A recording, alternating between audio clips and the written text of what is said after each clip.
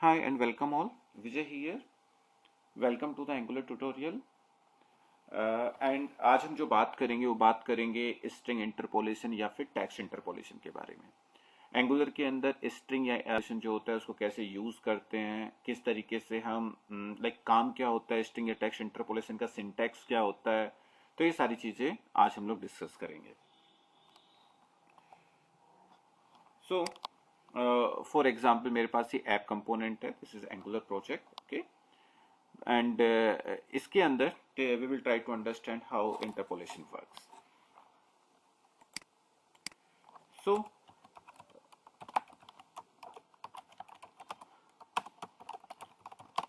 I declared a variable here named emp name, okay. So interpolation या text interpolation और interpolation का काम क्या होता है ये हम लोग समझने की कोशिश करते हैं फर्स्ट ऑफ ऑल। तो एंगुलर के अंदर जब भी हम बात करते हैं इंटरपोलेशन, जिसको हम स्ट्रिंग इंटरपोलेशन या टेक्स्ट इंटरपोलेशन भी बोलते हैं, तो इंटरपोलेशन के थ्रू जो हमारी क्लास के वेरिएबल्स होते हैं या फिर फंक्शंस होते हैं, उनको हम अपनी HTML के अंदर डायरेक्टली बाइंड कर सकते हैं।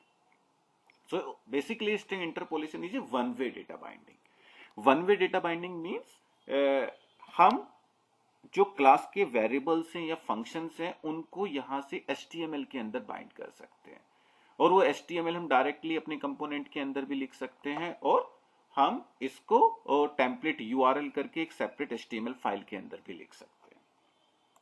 तो फॉर एग्जाम्पल मुझे emp नेम नाम की प्रॉपर्टी को अपनी HTML में एक्सेस करना है, तो कैसे बाइंड करेंगे हम? माई name is emp name for example,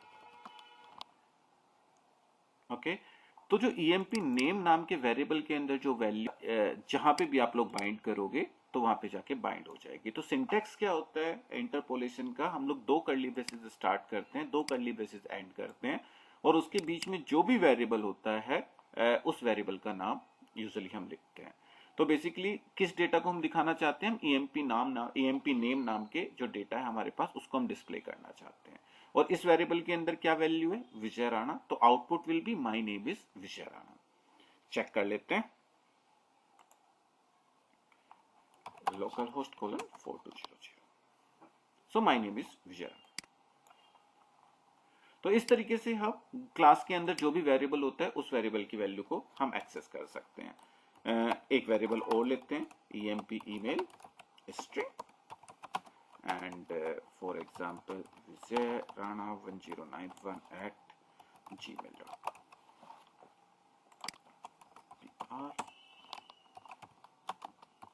My email is emp email.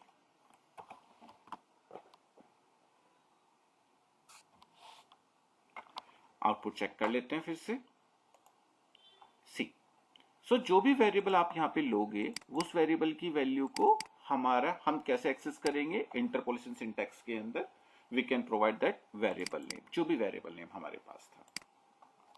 तो सिंटैक्स बहुत ही सिंपल है, बहुत ही आसान है कि आपको बस यहाँ पे क्लास के अंदर वेरिएबल जो भी आपका, अभी के लिए हम हार्ड कोड वैल्यू कर रहे हैं, बाद में ये वैल्यू हो सकता है डेटाबेस से आपको आए, उन वेरिएबल की वैल्यू को हम कहाँ रख रहे हैं? डायरेक्टली अपने HTML के अंदर एक्सेस कर रहे हैं।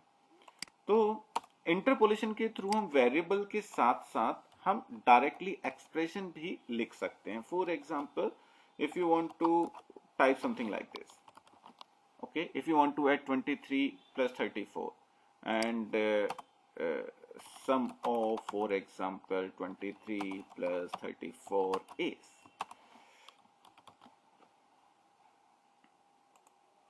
so sum of 23 plus 34 is 57. so इस तरीके से आप एक्सप्रेशन भी आप लिख सकते हो, जो भी एक्सप्रेशन आपके होते हैं, ओके। अब for example you have a function here display and that function is return ये फंक्शन एक स्ट्रिंग रिटर्न कर रहा है। तो फॉर एग्जाम्पल मैं यहाँ पे लिख देता हूँ वेलकम ऑल। सो आप वेरिएबल को तो डायरेक्टली एक्सेस कर ही सकते हो, आप फंक्शन को भी कॉल कर सकते हो जो आपकी क्लास के अंदर है इंटरपोलेशन के अंदर। तो आउटपुट देखते हैं, तो output should be welcome all, तो welcome all will print in your STM, तो वेलकम ऑल। सो अगर हम बात करें स्ट्रिंग या टेक्स्ट इंटरपोलेशन की, syntax wise it's very easy and concept is कि आपकी क्लास के अंदर जो वेरिएबल या फंक्शन है, अगर उनकी वैल्यू को आप डायरेक्टली एचटीएमएल के अंदर रेंडर कराना चाहते हो या एक्सेस कराना चाहते हो, तो यू कैन डायरेक्टली एक्सेस। आप इंटरपोलेशन के थ्रू जो आपकी वैल्यूज होती हैं, लाइक आपके पास कोई इमेज का एड्रेस रखा हुआ है, तो आप उनको भी डायरेक्टली इमेज किसी, for example you have a image tag, उसकी सोर्स प्रॉपर्टी में भी यू कैन बाइंड। चेक करते हैं एक बार। For example I have a property image address and I have one image in my asset folder, for example 1.jpg।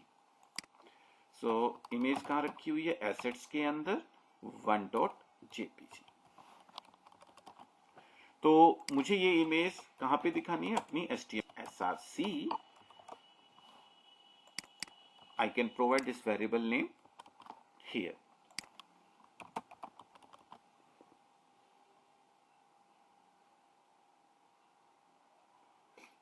Okay, check कर लेते हैं आउटपुट सी। सो हम इंटरपोलेशन के थ्रू डायरेक्टली जो हमारे वेरिएबल्स हैं उनको किसी टैग की किसी प्रॉपर्टी के अंदर भी हम बाइंड कर सकते हैं। जैसे अभी हमने इमेज एड नाम की प्रॉपर्टी को और एसआरसी, जो इमेज की एसआरसी प्रॉपर्टी थी, उस प्रॉपर्टी के अंदर इस वेरिएबल को बाइंड किया। फॉर एग्जांपल ये वाली वैल्यू आपके डेटाबेस से आ रही है, कभी आपको ये इमेज दिखानी है, कभी आपको दूसरी इमेज दिखानी है, तो वो वैल्यू आप यहाँ पे चेंज कर सकते हो। जब डेटाबेस से हम लोग फैच करेंगे तो उस वेरिएबल को we can bind directly in the source property.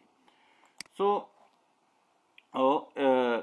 syntax, again syntax is very easy, like you can use the two curly braces, you can start the two curly braces and you can end with the two curly braces। तो दो curly braces start, दो end, उसके बीच में you can write the data, whatever data you want to print, whatever variable you want to access, or the functions, जो भी आपके variable name या function आपको access करने हैं वो आप लिख सकते हो। So that's all। if you have any question you can ask in the comment section, and please don't forget to subscribe, share this video। Thank you, thanks all।